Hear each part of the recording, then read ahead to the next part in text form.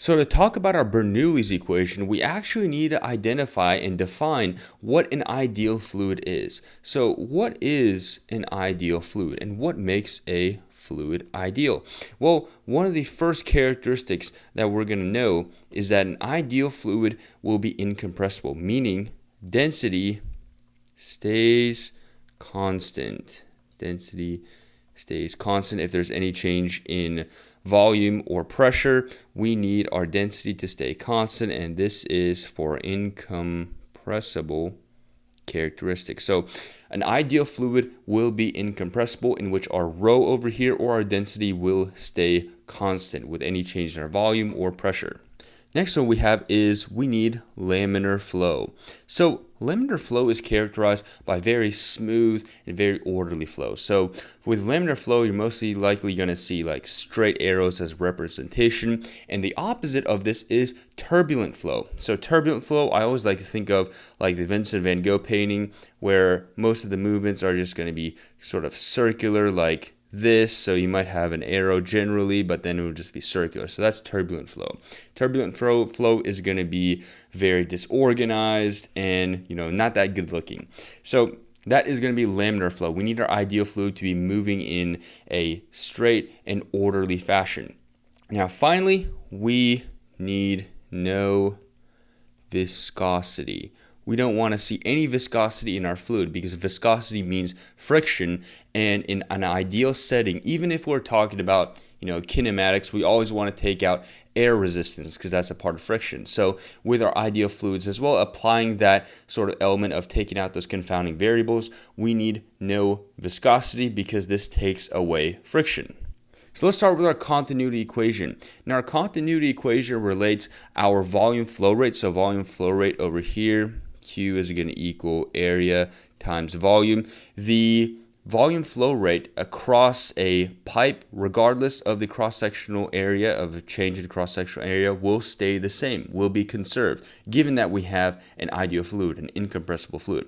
So what this basically means is our volume flow rate is dedicated by A times V, and what we're going to see is A1 V1 equals A2 V2. So these are going to be dedicated to different areas, and as you can see over here, we'll dedicate this as area 1. Now as you can see, the cross-sectional area for this part of the pipe is very large, while the area over here is very small. So since we have large area over here and we have small area, we need to compensate for our velocities, because our volume flow rate will stay constant regardless of our changes in cross-sectional area.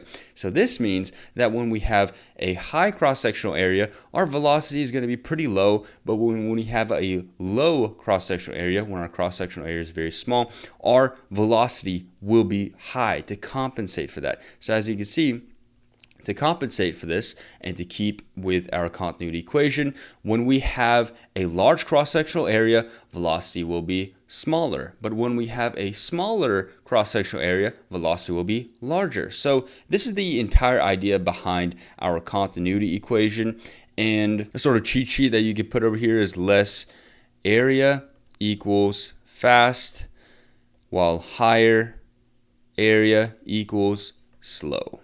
So now let's talk about Bernoulli's equation, and this is going to be conservation of energy applied to our incompressible, no viscous, laminar fluids, or just our ideal fluids. So our equation is going to look like this. We have our pressure plus 1/2 rho v squared, plus we have our rho gh, and this is going to equal pressure plus 1/2 rho v squared plus rho gh. So this guy over here, this pressure, this is our pressure energy, and this is going to be known as our static pressure. So I'll just put static P for that guy over here. So this pressure over here is known as our static pressure, and this is our pressure energy. Now let me decrease my font over here.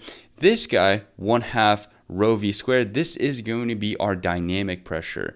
Dynamic pressure. pressure, dynamic P. So remember how I was talking about how our Bernoulli's equation is relating conservation of energy to our ideal fluids? Well, as you can remember from our conservation of energy equation, 1/2 mv squared represented our kinetic energy. This is the exact same thing, but we have density, our rho. So this 1/2 rho v squared, which is our dynamic pressure, you can think of this as kinetic energy. So I'll put kinetic energy over here. And as you can see, this guy over here, rho gh, this is going to be our hydrostatic pressure. Hydrostatic pressure, and this height increase shows us elevation. So if you have some sort of elevation, this is when we have our hydrostatic pressure. And this is related to our potential energy when we looked at our conservation of energy equation. So knowing our Bernoulli's equation plus our continuity equation, we can apply this to an effect known as the Venturi effect. So Venturi effect is all about how we go from this higher cross-sectional area and how that affects our velocity and pressure. So obviously over here I'm going to label this as A1. So A1, the cross-sectional area over here, is greater than A2. Now, given that, we can bring in our continuity equation, and remember that when we have a smaller cross-sectional area, our velocity will be higher, and when we have a larger cross-sectional area, our velocity will be smaller. Now, how do we relate pressure and how do we bring in Bernoulli's equation into our Venturi effect? Well, you have to remember that we are conserving energy. So conserving energy means that if we increase our kinetic energy, our potential energy will decrease. But when we increase our potential energy, our kinetic energy will decrease. So one of the ideas that we see when we're going through a narrow tube is that our pressure is going to decrease, while over here when we have a smaller cross-sectional area, our pressure will be much higher than our narrow tube. Now, the reason why we see this is because when we're taking this incompressible fluid, going from this end of the pipe to the other end of the pipe, our energy will be conserved. Now, as you can see over here with our cross-sectional area, velocity increase. So let me bring back our equation. This was 1/2 rho v squared. This was our dynamic pressure.